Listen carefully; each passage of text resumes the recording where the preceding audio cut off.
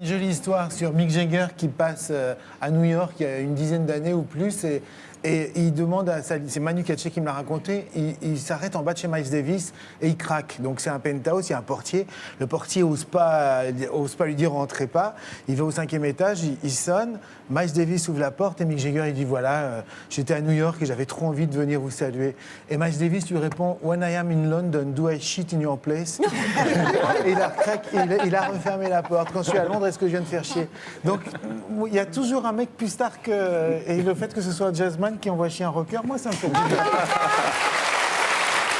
Vous dites que maintenant, vu leur niveau de starisation planétaire, il ne respecte plus qu'une chose, c'est la musique. C'est le groupe, quoi. C'est ce concept des Rolling Stones qui les dépasse complètement, puisque eux-mêmes, au fil des 20 dernières années, ils ont essayé un certain nombre d'albums solo, de projets, et les fans ne veulent pas en entendre parler. Il y a un documentaire sur les fans qui s'appelle En route vers l'Olympe. Voilà, de Philippe Pucoyoul, que je connais bien depuis très longtemps, parce que c'est un fan absolu des concerts et du rock, et pendant 2 ans, il est allé filmer les fans des Stones. Alors, c'est très intéressant, c'est des gens comme vous et moi, des gens qui sont installés vraiment dans une vie qui est remplie par les Rolling Stones, qui conçoivent leurs vacances en suivant les tournées des Rolling Stones. La décoration chez eux est à base de langue des Stones. C'est une véritable plongée et tous racontent pourquoi c'est ce groupe-là qu'ils ont choisi. C'est un film assez intéressant.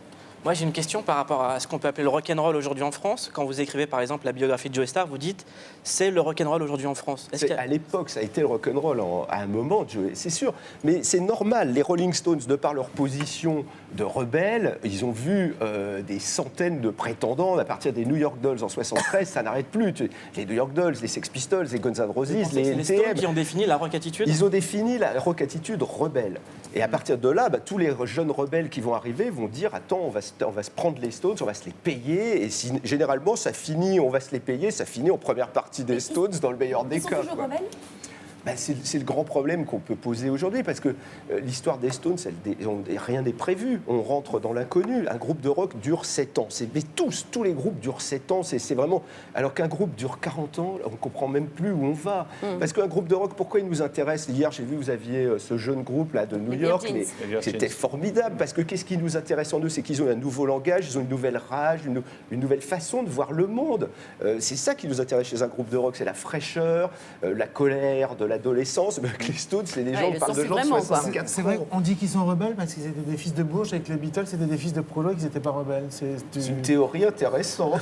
Oui, absolument.